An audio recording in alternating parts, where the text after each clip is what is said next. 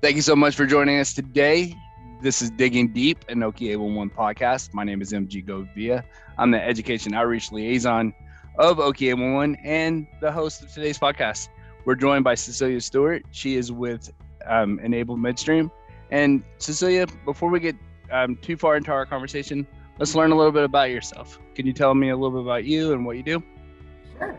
I'm currently the Senior Damage Prevention Program Manager for Enable. I've been with the company for 20 years. We're a joined company, so I was with the previous company before we became Enable. About 14 years, I worked in operations in the field, and then I came over to integrity management and worked kind of the risk on the pipeline. Okay. And I did that for about 4 years, and then I came into this job role for damage prevention, which has a lot to do with the risk on your pipeline. Absolutely. And with your role, I get to work with you quite a bit. I love working with our damage prevention industry, whether it's Enable or one of our other member companies as well, because we all have that same purpose.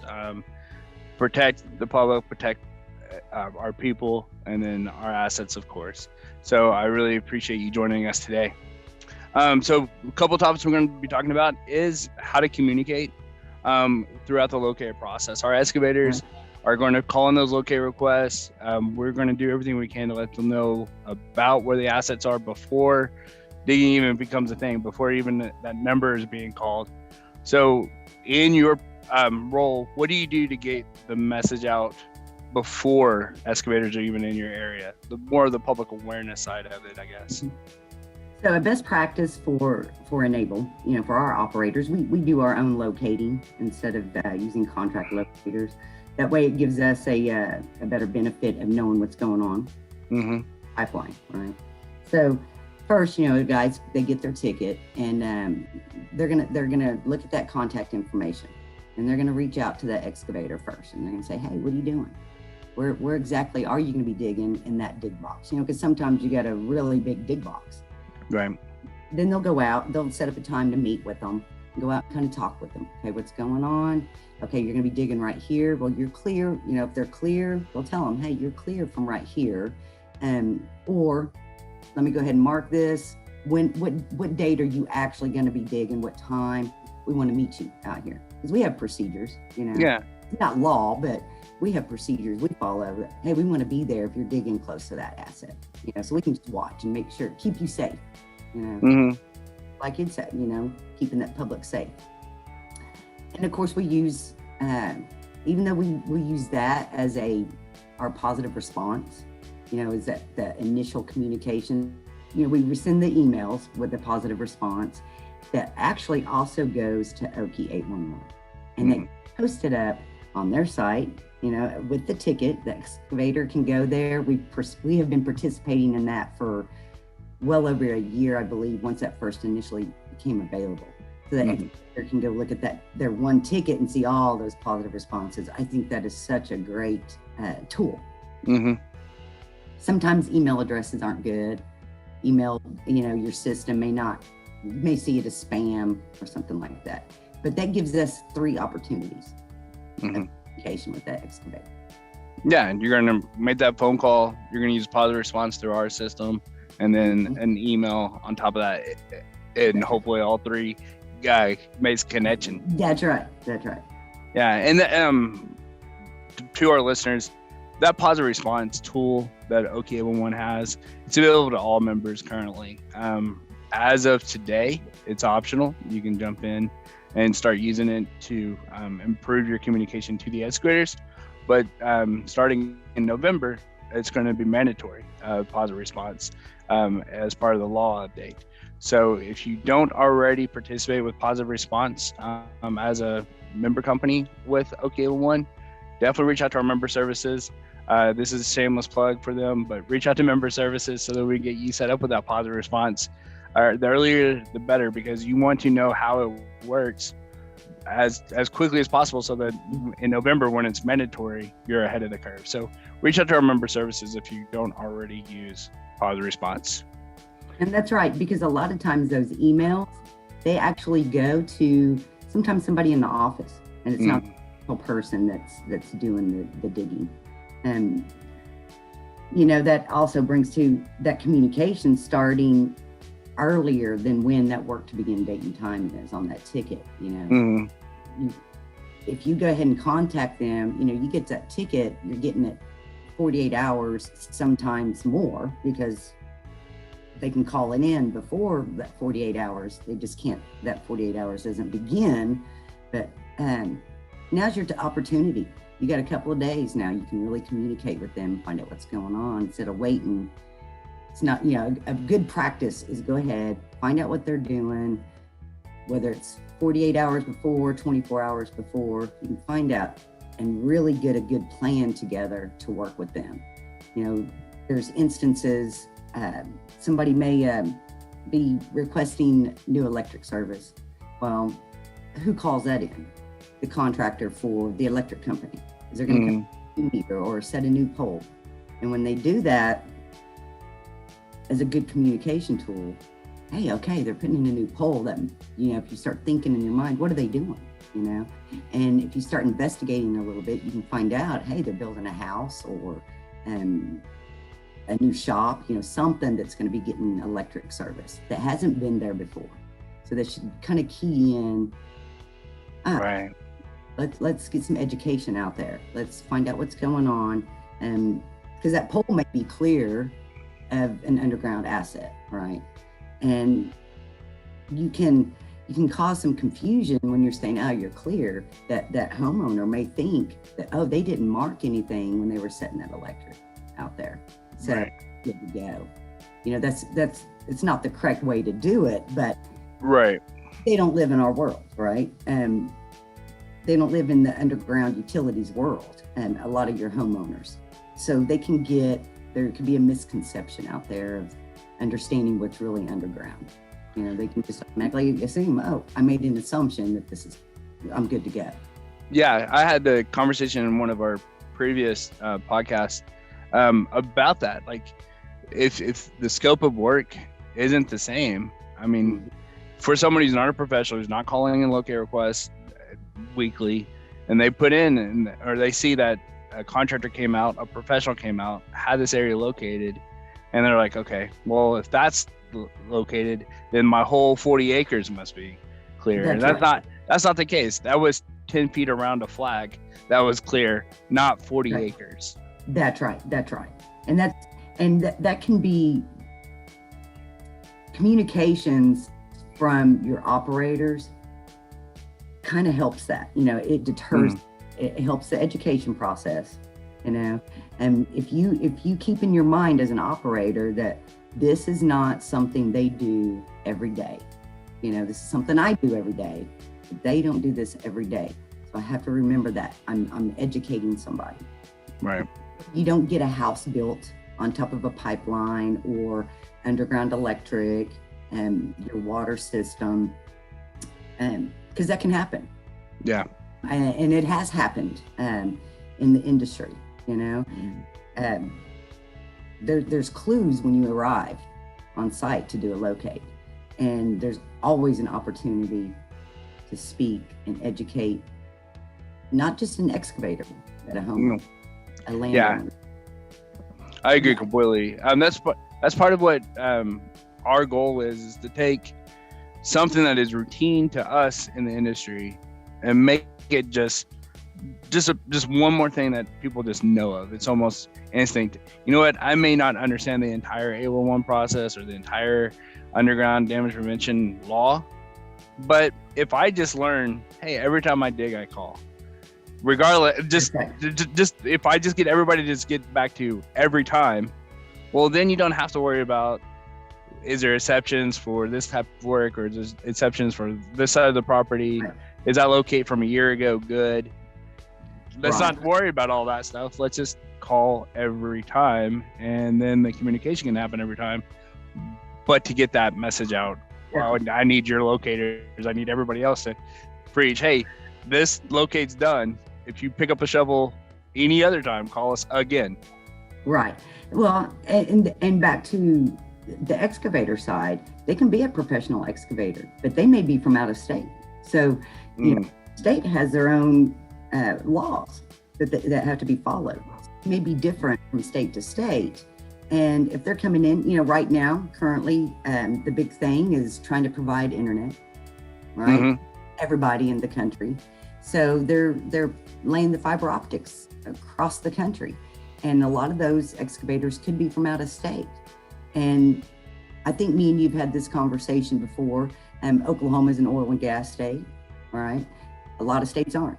So they may not be aware of the pipeline side, of how the industry lays their pipe, right? Right. Where it can be at, Some people may think it's up on inside somebody's land when it could be right there by the road, There's lots of utilities right there by the road where they're running those fiber optics. And so when you get that locate ticket, because they turn those in, they know to do a locate request. Now's your opportunity as an operator to really educate them of, hey, you're out here in rural Oklahoma, or, we've got a lot of pipe that goes through metropolitan areas, Yeah. Well, those excavators are used to your distribution side, they may not be used to a larger diameter pipeline that could be. So it's just a great opportunity to always educate, find out what's going on, where are they going with it. And like your wind farms, we got Oklahoma, hey, we got farms just popping up everywhere. And right. Great, which is a great tool for our future, for energy. Well, those are large areas, very large areas. So they may in their mind have something planned on that project of where they're going to put all these turbines, but that can change, right? Get in there and find out where underground utilities are. They may have to change up where they're wanting to put turbines. So if you communicate with them ahead of time, you can get mapping, you can provide them your maps, and you can get involved in that project to understand. So you know how many times you need to go out there and keep reflagging, and because they're moving, they're moving heavy equipment. They're moving around on that property. Those flags can get bent over, that paint can disappear, whatever you're using to mark that line. So you got constant communication. You get with that foreman, you talk with them. Hey, this is what we've got. What do you got? What's your plans? How are you deciding where you're going to put these? Are you going to go ahead and white line? Because they white line, well, they may have to make a change. And hey, we're going to go on another 100 feet over. Well, you've now got a white line over there. So you got to really communicate with them, find out what's going on. So Cecelia, I totally agree. Communication is huge in the whole thing, because it's not just communication, but it's also education. And I know that recently you and I have worked together on a project because of a new experience for all of us, probably. Here in Oklahoma, as most people know, medical marijuana is legal, and that has brought in the industry of these grows and all across the state. And you recently have found that there's been an influx of Mandarin-speaking workers out of these marijuana grows and stuff, and we need to be able to educate them as well. So you want to take it from here, kind of explain what happened and how we got there, and then we'll talk about our project? Sure. So we kind of had an event. One of our operators got a locate request from an excavator, and when he went out there, this excavator, he was coming out because he was going to be laying some electric. And our guy gets out there and he's looking around, and he notices that the land has been leveled, and there's some what I call hoop houses. Were being built. Okay. And right there by our pipeline. And our guy was like, whoa, what's going on here? And he found, somebody that works there, and they come over. Well, their English was not very good. They hadn't learned the language yet. And they weren't sure, what are you doing here? They were kind of doing there. And he's trying to explain to them about calling 811 and what you need to do before you dig. And there was an issue, with that communication. There was a language barrier. So he reached out to me, our operations guy, and he's like, hey, what do I do here? He's like, I'm having a hard time communicating with them. What do you suggest? How, what can we do? And I'm thinking, oh goodness, we cover the English language, we cover the Spanish language in our education materials, right? This one's new, wow. So we've now got a culture that's completely different, that's arrived, that don't know about 811, right? And they purchased land, mind you, this was just a laborer. This isn't the landowner, but they're there doing the work. How do you communicate this? Right. And then we had another one, a week later at a different location. It was kind of the same thing. We discovered some excavation going on. So I reached out to Oki and to you and to Susan. I'm like, hey, we kind of up here, I don't want to tell our guys, hey, pull out your phone and use Google Translator. Right, exactly. Because we don't know, really how good is that. Luckily, one of our guys was able to get a business card of an attorney that they happen to use that's local. And we were able to communicate with them, and our right-of-way department was able to communicate with the landowner, who happened to be out of state at the time. And we were able to build something up where they know, okay, here you go. This is what you do. This is why we're here. And we're not there to trespass, because that's kind of another thing.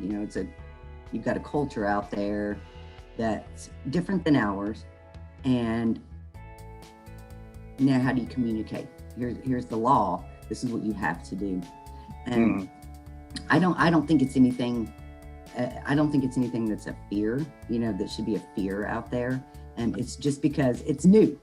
Right. It's a circumstance nobody's had to deal with, Exactly. It takes you out of your comfort zone and takes, the operator out of their comfort zone. And they're like, whoa, what is going on?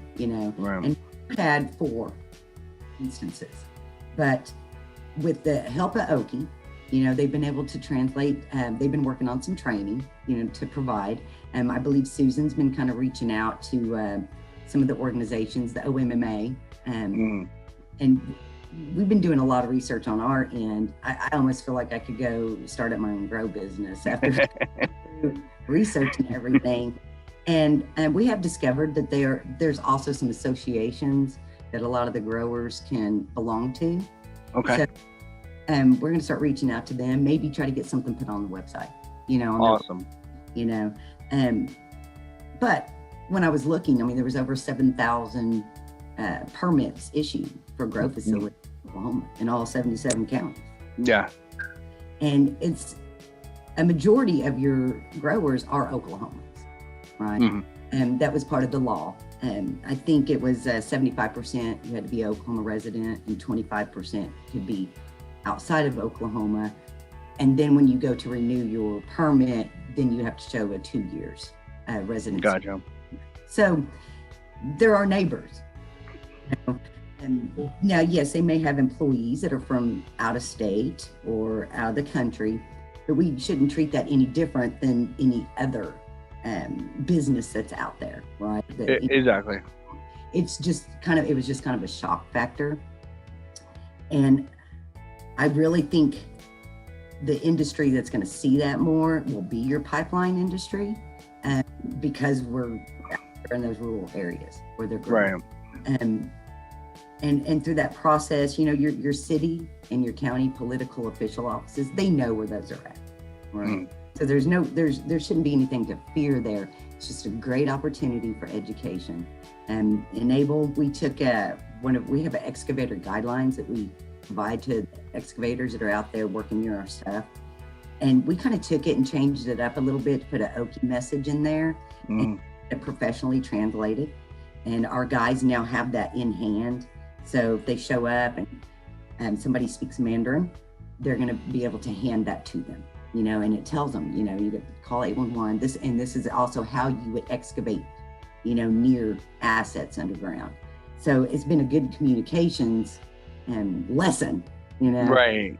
definitely learned a lot. I mean, it's still being talked about. You know, this has been going on a little over a month now, but we're still discussing that with all of our operations. And we were able to take that to our Arkansas operators, because Arkansas, it is now medical marijuana is legal now in Arkansas, and they have grow facilities. They do it a little different. They don't have the number we do. They've limited it to certain corporations that can do that. But we wanted Arkansas 811 to also be aware. Hey, what we're doing over here, and we've given them. They know Susan. You know, they know how to communicate with Oki. You know, get information if they need to. So I almost feel like we've got an opportunity as Oklahomans, as Oki, we get to kind of set a standard now, you know, for the country, you know, as this all starts, each state starts allowing this, you know. So I think it's it's became a positive, you know, a positive learning experience. I agree completely. I know that here at Oki, we've already been focusing on our Spanish education. We're doing some stuff. We have Spanish pages on our website. We are currently working on a Spanish webinar that's going to be a general high-level Oki 811 message for our Spanish-speaking excavators. And then when your story came up and it got sent over, I was lucky enough to work with Susan, who, by the way, for those who don't know who Susan is, she's Oki 811's executive director. And then my director, Angie, worked with me and sent me the information. It's like, hey, write this down. Like, what you talk about, write it down, and then we're going to get it translated. So soon we'll have a Mandarin message also available that we have a Mandarin speaking person give my presentation. So that's going to be fun. That should be hopefully within a couple months. To get all that squared away. So that's another thing, that the reason that I wanted to plug Oki 811 right there is Cecelia is fantastic. She's awesome, but we're willing to do that partnership with all of our members. If you have something come up and a unique situation where you need to communicate, we're a resource for you. We have all the content, I promise. We can find the translators. We can find other people to help promote the message. So rely on us. I mean, we are a member-driven nonprofit. We're going to do everything we can to help our member companies with their damage prevention mission. So, so there you go. Little plug on us. But Oki is a great partner. Yeah, and it's a plug on us. But ultimately, we're all in this together. We're going to do what we can to protect the public and provide damage prevention across the state. And that's something that I've noticed just in my tenure at Oki 811. I've been with the company 8 years, 2 in the current role. And what I've noticed is there has been kind of a culture change with damage prevention. We all play together, if you will, like the way that we network, the way that we share best practices. Hey, this is working for us. Hey, I've encountered some Mandarin speaking excavators. How do we get the message to them? Like, whatever comes up, we work together easier and more cooperative than ever before, I think. That's right. Even though, you know, for underground utilities, you know, we compete against each other for business or whatever. But when it comes to damage prevention, yes, that is one thing. We all come together and we all are able to talk and discuss that, you know, discuss the issues. We share it because we do care about the public, you know, the public safety, you know, that's number one, you know, keeping people safe, no matter what it is underground.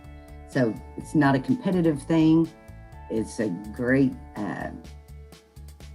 it's a great teamwork, I think, you know, between industries. Yeah, and I've noticed that when it comes to the stakeholders, I mean, yes, there's the pipeline influence. We want to protect that because we are such an oil and gas state, but we're also just as adamant when it comes to our electric, our telecom. Hey, over the last year, as everybody went home to work, we realized just how important electric and telecom are. And I mean, nobody wanted to be without work over the last year. So we kind of see that, and we see that cross promotion, if you will, between industries and stakeholders. And I'm also really proud of the buy-in that we're getting from a lot of our larger excavation companies in Oklahoma. Sometimes some excavators may see Oklahoma A1 or Okie A11 as a necessary inconvenience. Right. But ultimately, there's a lot of excavation companies who have truly bought in and is doing everything they can to promote the 811 message, because not only are they getting more and more jobs done, but they're also protecting their workers so they can keep their productivity up. So I'm That's also right. want to brag on them as well. Thank you for those That's right. excavators. You know, that's another part of that communications. That's why that communications from the operator to the excavator is so important. And if they're gonna be digging near your asset and you want to be there, those guys have a job to do. They've got a project they're working on. They've got a deadline, right? Mm-hmm. You've got to work with them so that they can be successful and with their project, and they'll continue to utilize Okie 811. You know, they'll know this is a good benefit. We finished this project successfully without any incident, right? Mm-hmm. Our work didn't have to stop, you know, because of something that was underground. You know, it's a great planning. Exactly. I don't know how many times I've heard a story where, you know, someone went into a work site and they didn't call or they didn't explain the scope of work very well, and they do cause a damage. And then not only are they shutting down for the time for that facility to be repaired, they're also sending that worker off to get drug tested, and then the insurance claims and all this other stuff. And then weeks later, they can finally get back to work. And if they had only done the 811 process correctly in the first place, they could have avoided all of that downtime. So again, going back to what you said, if we could communicate that clearly, like, this is why we're trying to keep you working. We're trying to keep you productive. 811 has a role in doing that. Provided in partnership with Damage Prevention Academy, Okie 811's Excavator Education Program is certified by the Gold Shovel Standard. Upon completion of this training, you will be educated in the regulations surrounding excavation in Oklahoma and the best practices for safe digging and damage prevention. Okie 811 certified excavators can rely on this high-quality online training, which specifically incorporates everything they need to know for the prevention of damage to critical buried infrastructure, as well as increased public and workforce safety. The training will take approximately 2 hours to complete. The training is fully responsive, mobile-enabled, and can be completed on a desktop, laptop, tablet, or other mobile device as your schedule allows. The Okie 811 Damage Prevention Certification is a proactive indication of an increased investment in damage prevention to drive safety, reduce damages, and minimize the risks associated with excavating on or around buried assets. Once you have successfully completed the training and exam, you will receive a certificate of achievement, including the Gold Shovel Standard Seal. To get Okie 811 certified, go to okie811.org/excavation certification. Cecelia, today's conversation has been great. I love your passion for the damage prevention industry, and what you're doing with Enable and the things that we're looking at on improving communication to the excavators, whether it's before they even begin a project near your pipeline, if it's when we encounter new industries coming into the state, maybe other language speaking excavators as well. And then of course the culture change that we're seeing. You're in the middle of it all, and I couldn't have asked for a better guest to explain those things to us today. Is there anything that you want to share before we wrap up today's conversation? No, I don't have anything.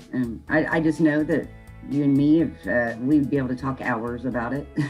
Right, exactly. So this is kind of interesting to break this down into a short, conversation, because I think we could talk hours.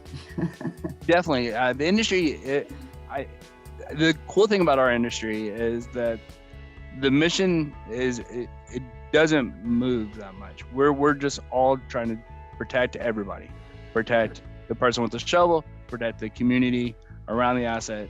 And then, of course, we don't want to interrupt service of any kind, whether it's oil, gas, telecommunications, electric, water, what have you. And so to talk about how to get to that end goal could go forever. Like we could talk about many examples, many reasons why, but I know that you and I are on the same page of how important it is. And so I thank you for that. And I look forward to even more events that we're going to do throughout the year. So yes, we get to start being in person. Yes. Can't wait. Yes, it's going to be a fun ride. So with that, Cecelia, thank you so much once again for joining us today. Listeners, be sure to share our podcast information, our YouTube channel, anything to share the messages that we're providing to you about the importance of safe digging and damage prevention in Oklahoma. And we thank you for doing your part. And so with that, thank you, everybody. Hope you enjoy the rest of your day. Thank you. Thank you.